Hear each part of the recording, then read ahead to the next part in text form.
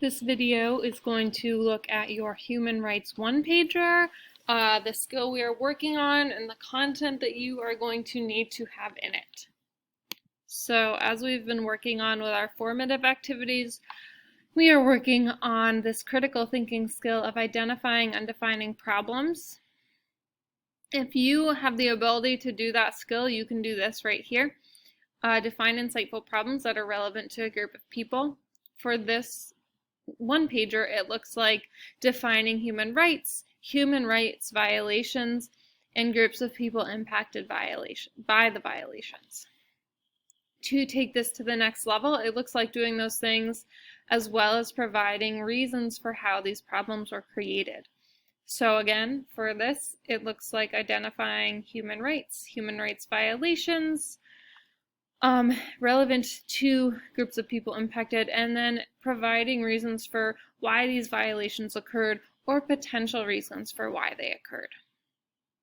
To do that, you are going to create a one-pager that identifies, defines, and explains one of the following: human rights from the Universal Declaration of Human Rights, human rights violations, or a human rights movement. Your one-pager must thoroughly identify, define, and explain your topic, so your choice of one of these three, as well as have correct spelling, grammar, and punctuation. These are the different topics right here. The following slides have specific directions and information for each topic. So if you click on human rights, it will bring you to the human rights slide.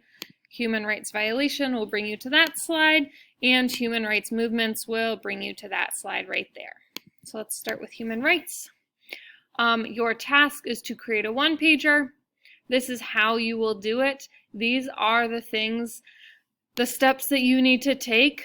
You can't really see my highlights. In order to do that, steps 1 through 5 that I'm highlighting in yellow right here have the information that you need to have about the human right that you have identified. It walks you through how to do it. You do need to identify the sources that you used. You do not need to create a full citation. You do need to identify your sources, remembering that Google is not a source. It is a search engine.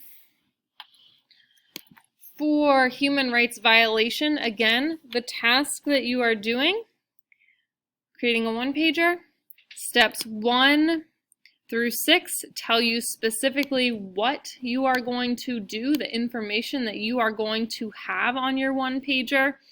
Again, you don't need to create a full citation, but you do need to identify the sources that you used.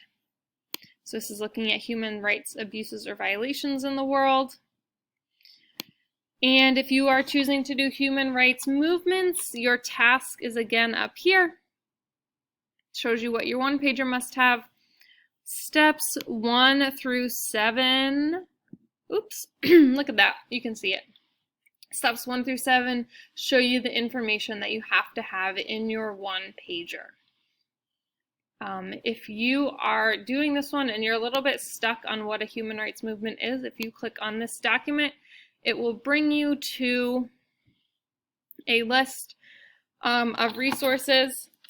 There's some general information on what social movements or human rights movements are, and then there are some specific examples with some links on there. Of course, this list is not be-all, end-all inclusive. It is simply a place for you to get started.